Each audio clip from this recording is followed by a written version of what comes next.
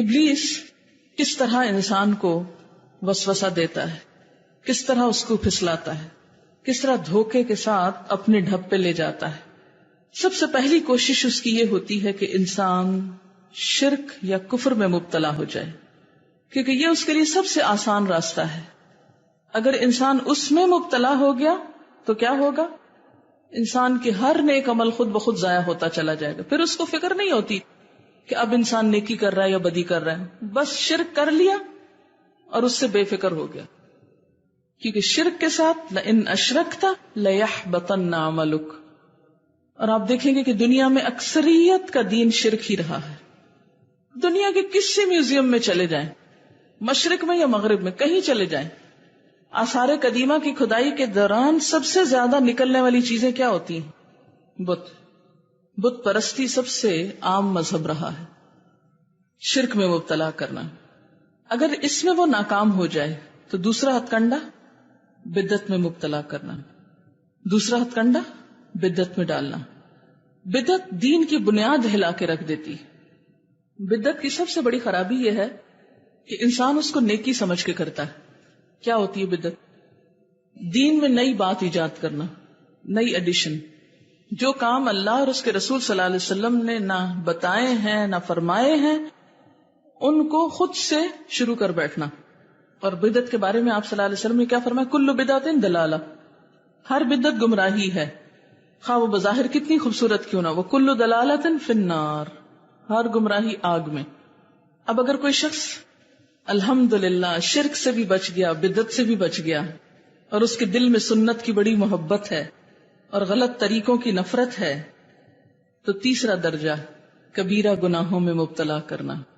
ابلیس انسان کو کبیرہ گناہوں میں پڑوانے کا بہت خواہش مند ہوتا ہے، خاص طور پر ایسے انسان کو جس کی لوگ پیروی کرتے ہوں. سمجھ میں آئی یہ بات؟ آپ کس کو بڑے بڑے گناہوں میں مبتلا کرتا ہے؟ جس کی اور لوگ پیروی کر رہے ہوں اور لوگ بھی اس کی بات مانتے ہوں. ابلیس کو اس سے بہت خواہش ہوتی ہے تاکہ لوگ اس شخص سے متنفر ہوں. جو شرک اور بدعت سے بچ جاتا ہے اسے بڑا گناہ میں ڈالتا ہے تاکہ لوگ اس سے بدظن ہو جائیں اور اس کے گناہوں اور نافرمانیوں کو لوگوں میں عام کریں. ہاں فلاں جو بڑا درس دیتا ہے، تمہیں پتا وہ ایسے اور ایسے جھوٹ بولتا ہے، وہ تو غیبت بھی کرتا ہے، وہ تو یہ بھی کرتا ہے، وہ تو وہ بھی کرتا ہے.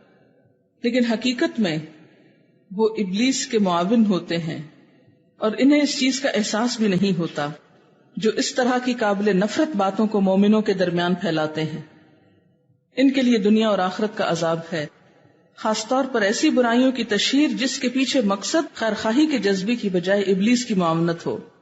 یہ سب کچھ کرنے کا مقصد لوگوں کو اس عالم سے متنفر کرنا اور اس سے مستفید نہ ہونے دینا ہے تاکہ کوئی اس سے فائدہ نہ اٹھائے. اگر اس درجے پر ابلیس کسی بندے کو پھانسنے میں ناکام ہو جاتا ہے تو وہ چوتھے درجے یا صغیرہ گناہوں میں پڑوانے کی کوشش کرتا ہے. یہ گناہ اکٹھے ہو کر آدمی کو ہلاک بھی کر سکتے ہیں.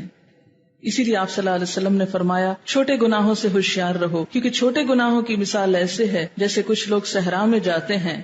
اس کے بعد آپ نے حدیث سنائی جس کا مفہوم کچھ یوں ہے کہ ان میں سے ہر ایک لکڑی کی چھوٹی سے چھڑی ڈنڈی اٹھا لاتا ہے اور اس سے وہ بہت بڑی آگ جلا لیتے ہیں.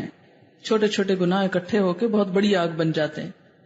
ایک شخص چھوٹے گناہوں کا معمولی خیال کر کے کرتا ہے یہاں تک کہ وہ ان کو بے ضرر سمجھنے لگتا ہے. ایسا انسان جو گناہ کبیرہ کا مرتکب ہوتا ہے وہ تو انجام سے ڈرتا ہے، لیکن یہ تو ڈرتا بھی نہیں کہ چھوٹا سا گناہ ہے.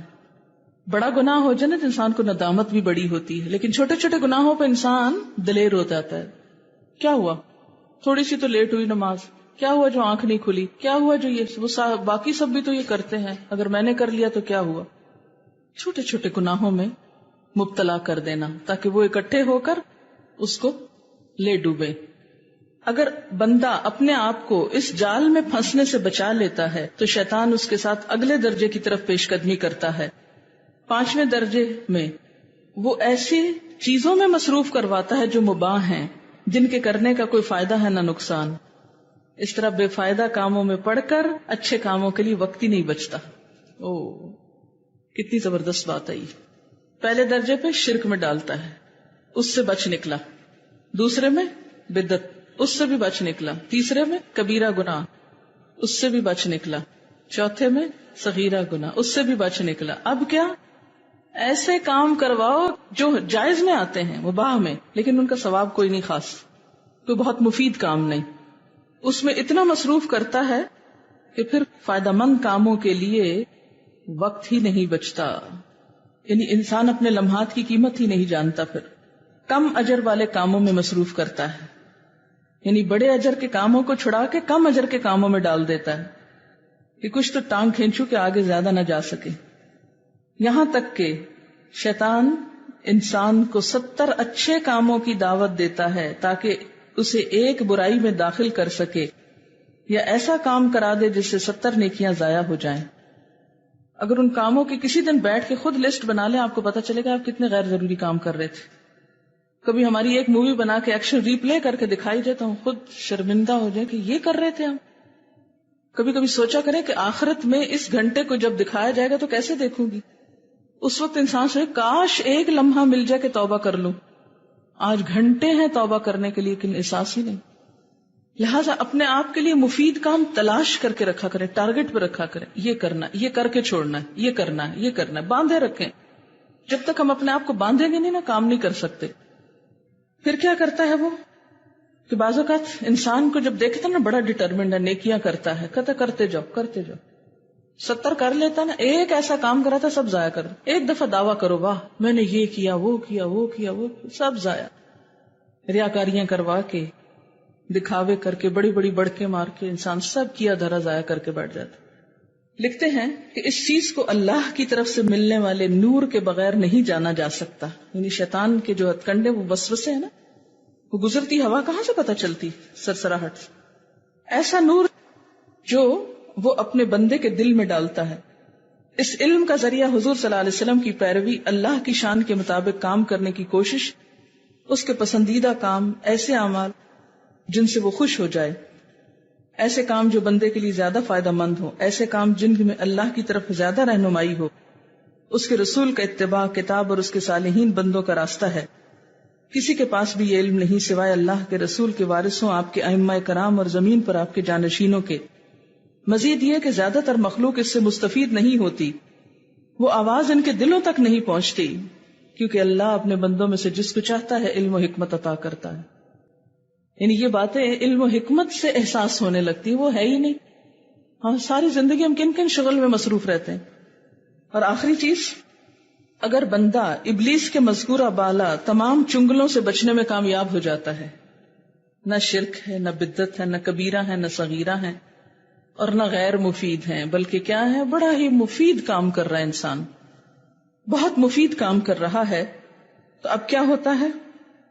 تو ایسے بندے پر وہ اپنے جنوں اور انسانوں کی ایک جماعت کو لگا دیتا ہے، اس کا پیچھا کرو. اب میں تو ہار گیا، تم سب مل کے اس کا پیچھا کرو، جو اسے مختلف قسم کے نقصانات پہنچانے کی کوشش کرتے ہیں. لوگوں کی نظروں میں اس کا اعتماد گرانا، اسے وائلنٹ اور دین میں نئی نئی باتیں نکالنے والا کہنا، اور لوگوں کو اس سے ہوشیار رہنے کے لیے کہنا. اس کا مقصد اس شخص کو کمزور کرنا اور اس کے دل کو پریشان کرنا ہوتا ہے. اس طرح کے ہتھ کنڈے استعمال کر کے ابلیس اس شخص کے خیالات الجھاتا اور پریشان کرتا ہے، اور لوگوں کو اس سے فائدہ نہیں اٹھانے دیتا. ظاہر ہے اگر روز آپ ایک نئی بات سن لیں، روز ڈپریشن میں پڑے ہوئے ہوں، آپ کہاں سے کوئی اچھا کام کر سکتے؟ آپ کا دل تو غم سے بھرا ہوا ہے، کیسے کوئی نیکی کی بات نکلے؟ تاہم ابلیس اس کے خلاف جھوٹ کے محافظوں، جنوں اور انسانوں کی سرتوڑ مدد کرتا ہے. اس طرح مومن موت تک جنگ کی حالت میں ہوتا ہے. جب کبھی وہ کمزور پڑتا ہے، اسے نقصان پہنچایا جاتا ہے یا قیدی بنا لیا جاتا ہے. اس طرح مومن جہاد کی حالت میں رہتا ہے یہاں تک کہ اللہ سے جا ملے. وآخر دعوانا ان الحمد للہ رب العالمین.